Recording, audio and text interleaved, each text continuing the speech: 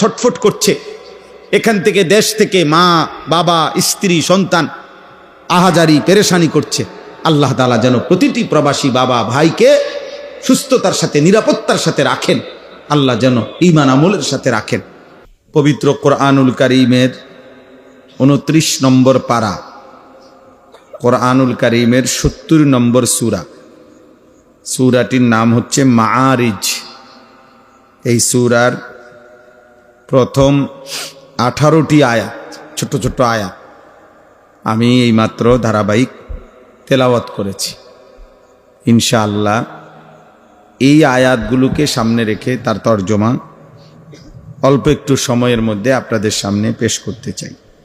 আল্লাহ তাআলা আমাদেরকে তৌফিক দান করেন। এই সূরার শুরুতে একটা ছোট্ট প্রসঙ্গ হলো, বললে আমাদের বুঝতে সুবিধা হবে কেন এই আয়াতগুলো নাজিল হলো। এটাকে কোরআনের ভাষায়, তাফসীরের ভাষায় শানে নুজুল বলে। রাসূলুল্লাহ সাল্লাল্লাহু আলাইহি ওয়াসাল্লাম নবীজির একটা বিশেষ সিফাত ছিল, তিনি বশীর, জান্নাতের সুসংবাদদাতা। আরেকটা গুণ ছিল, বৈশিষ্ট্য, তিনি নাদির, জাহান্নামের ভয় প্রদর্শনকারী। বশীর ও নাদির। তো রাসূলুল্লাহ সাল্লাল্লাহু আলাইহি ওয়াসাল্লাম কালেমার দাওয়াত দিতে গিয়ে, ঈমানের দাওয়াত দিতে গিয়ে, কখনো কালেমা গ্রহণ করলে, আল্লাহর হুকুম আহকাম মেনে নিলে জান্নাতের সুসংবাদ এবং জান্নাতের নাজ ও নেয়ামত এগুলো বর্ণনা করতেন, শুনাইতেন। আবার কখনো কখনো আল্লাহ তাআলার পক্ষ থেকে ঈমান গ্রহণ না করিলে, আল্লাহর কালেমা গ্রহণ না করিলে জাহান্নামের ভয়ানক আযাব, জাহান্নামের ভীষণ আযাবের কথা, সেটাও তিনি ভয় প্রদর্শন করতেন, বলতেন। তাহলে কখনো জান্নাতের আশা দেখাইতেন, কখনো জাহান্নামের ভয় দেখাইতেন। আল্লাহ তাআলার পক্ষ থেকে কোরআনুল কারীমের মধ্যে জান্নাতের আলোচনা, জাহান্নামের আলোচনা অগণিত। কোরআনুল কারীমের অসংখ্য সূরার মধ্যে আল্লাহ তাআলা কোথাও জান্নাতের শানদার আলোচনা করেছেন, কোথাও জাহান্নামের ভয়ানক আযাবের কথা তুলে ধরেছেন। মক্কার কুরাইশ কাফেররা প্রতিনিয়ত নবী সাল্লাল্লাহু আলাইহি ওয়াসাল্লামের এই দাওয়াতের বিরোধিতা করত। তাদের কাজই ছিল বিরোধিতা করা। এই বিরোধিতা করত বিশেষভাবে দুই রকমের। কখনো বিরোধিতা করত মুখে, তাদের গালিগালাজ করত নবীজিকে। নবী সাল্লাল্লাহু আলাইহি সাল্লামের কোনো কথা বললে এটার বিরুদ্ধে উল্টাপাল্টা যুক্তি দেখাইতো, আবল তাবল কথা বলতো।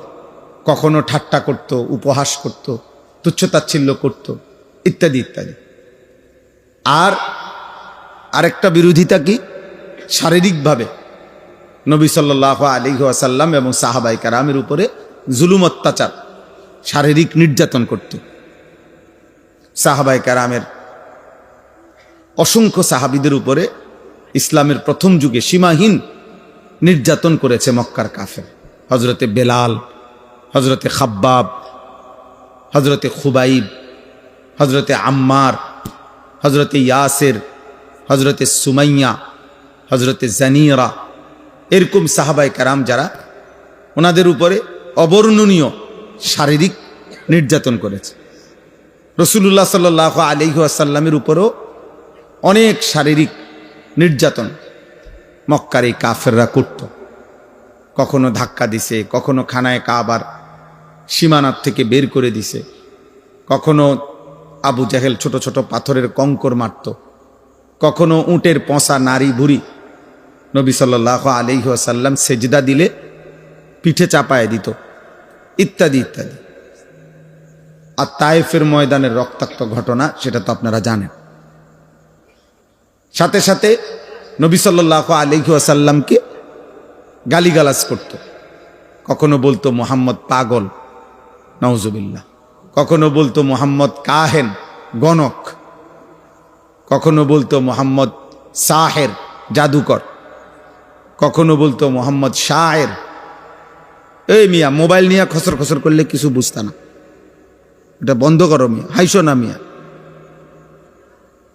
সাবধান। সদর বদর মানুষ আমার পছন্দ না।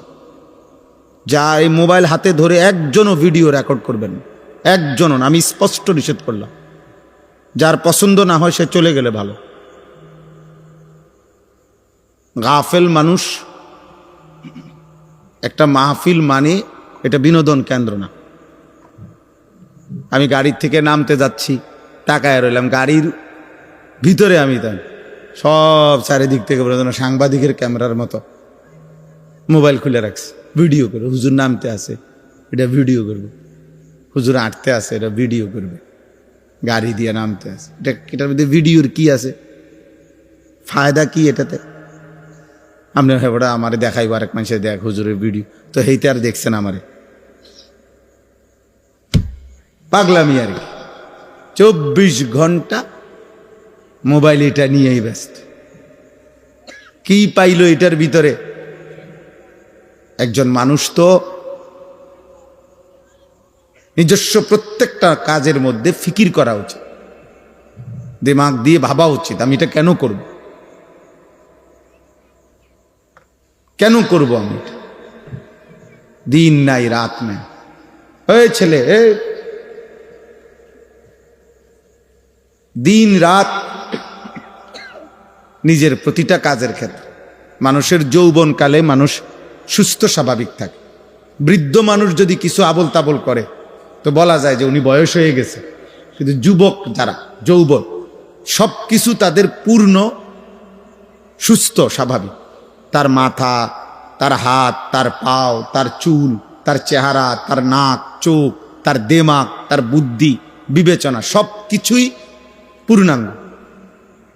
কৌয়া আল্লাহ তাআলা বলছেন, আমি যৌবনে শক্তি দিয়েছি, শক্তি পুরা সব অঙ্গে দিছি, হাতে, পায়ে, চোখে, নাকে, কানে, সব কিছুতেই পূর্ণাঙ্গ।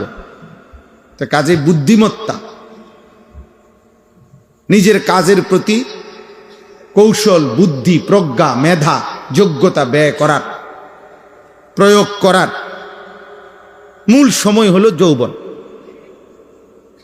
এই সময় একজন মানুষ তার কাজের চলাফেরা, উঠা বসার মধ্যে সৌন্দর্য হওয়া উচিত।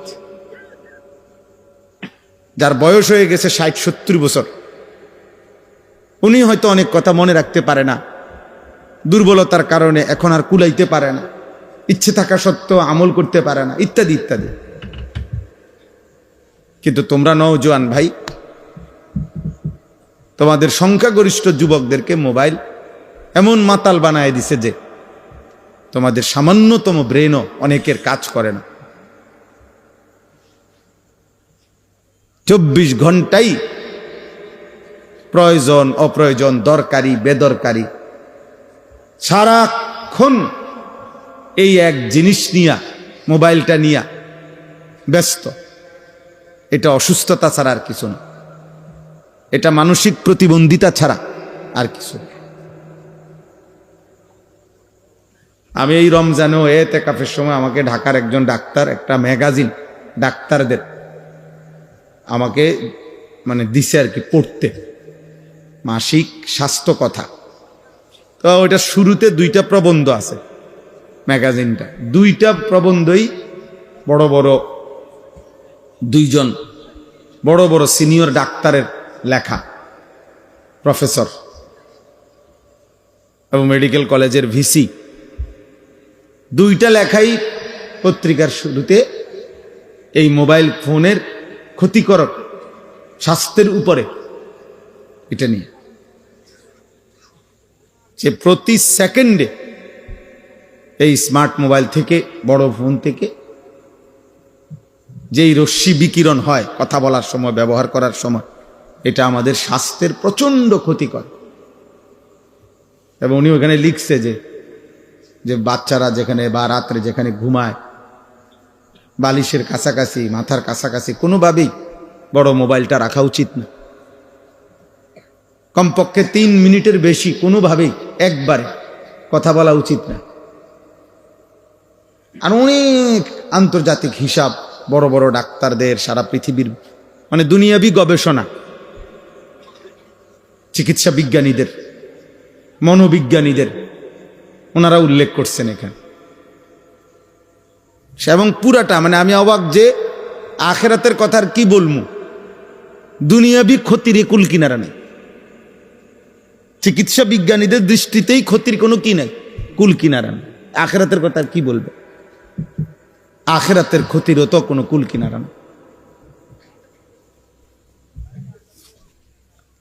গুনাহের দৃশ্য, গুনাহের ছবি এটা তো আছেই, কিন্তু বলে না আমি গুনার কিছু দেখি না। তারপরও একজন মুমিন জান্নাতে যে যেতে চায়, কোরআনুল কারীমের মধ্যে আল্লাহ তাআলা এ কথা স্পষ্ট বলছেন যে মুমিনের সিফাত, জান্নাতি মুমিনের এটি বৈশিষ্ট্য।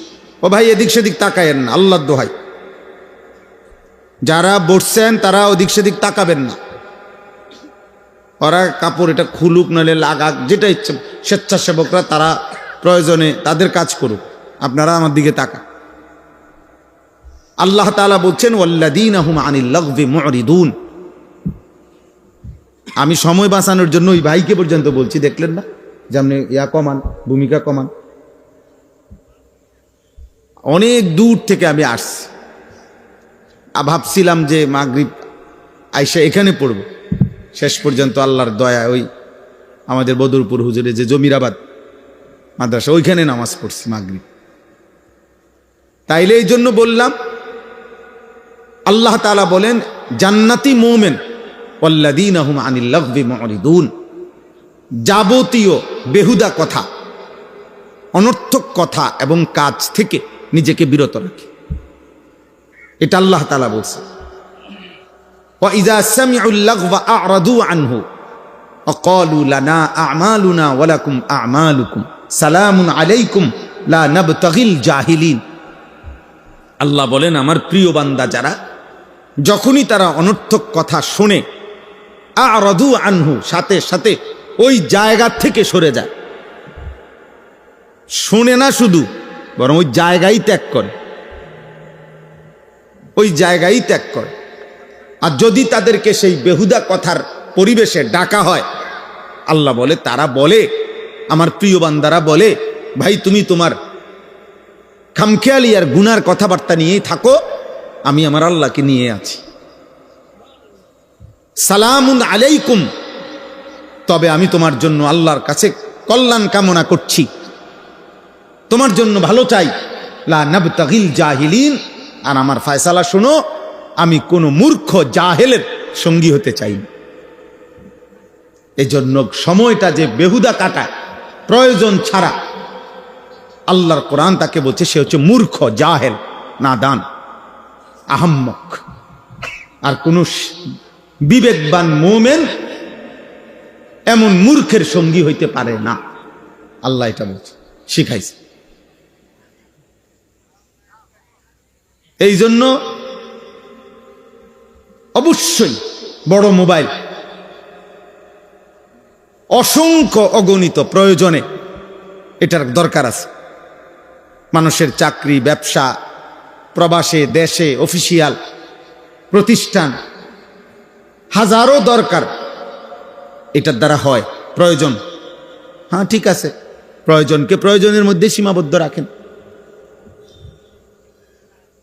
কিন্তু সকল কিছুতে বেদরকারি, এই অনর্থক এইভাবে এটাকে অপব্যবহার করা, এটা কি?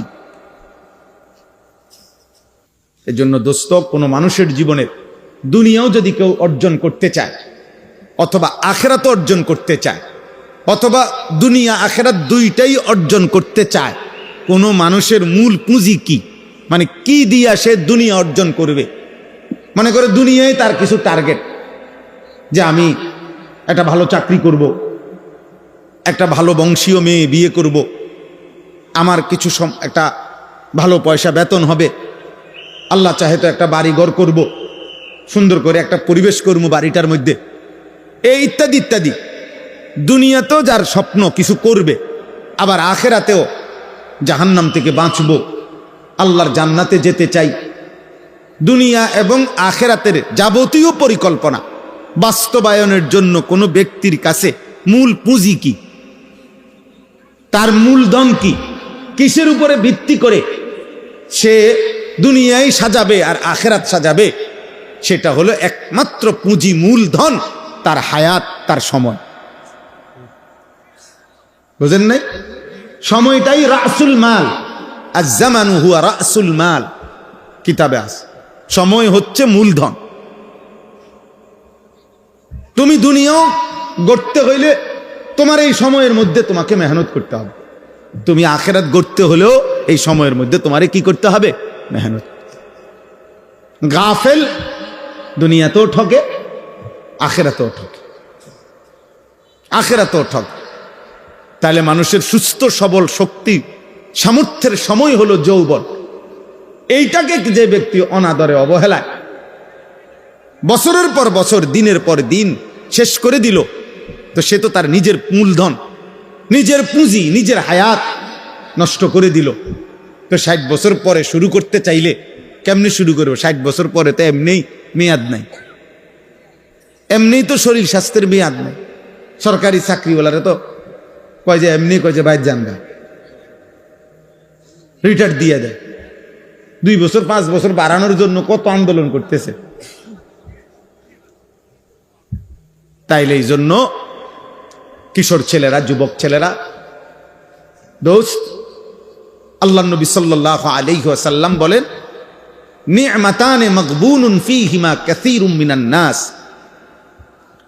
2টি নিয়ামত আল্লাহ তাআলা বান্দাকে দিয়েছেন, যতক্ষণ তার কাছে সেই 2 নিয়ামত আছে, আল্লাহ নবী বলেন ওই 2 নিয়ামত থাকা অবস্থায় আল্লাহর বান্দা প্রতারিত হয়, অর্থাৎ ধোকার মধ্যে থাকে।